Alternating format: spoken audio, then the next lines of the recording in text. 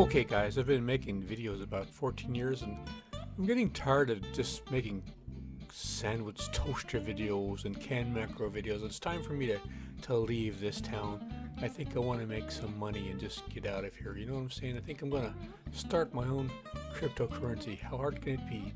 How to start your own cryptocurrency. I think I'm going to make one that's going to be Bacon Bitcoin. I think that's about right.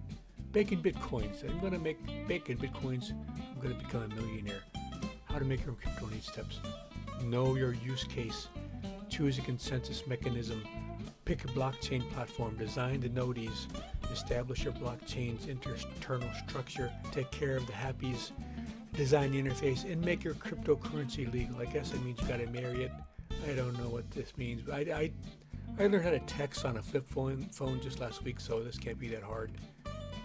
You know, the next step after that is like start looking at private islands to buy with all my money I'm going to be making. I guess I should make sure crypto coin name hasn't been taken. Bitcoin, Bacon Bitcoin. Has anybody taken? Is Bacon Bitcoin a scam?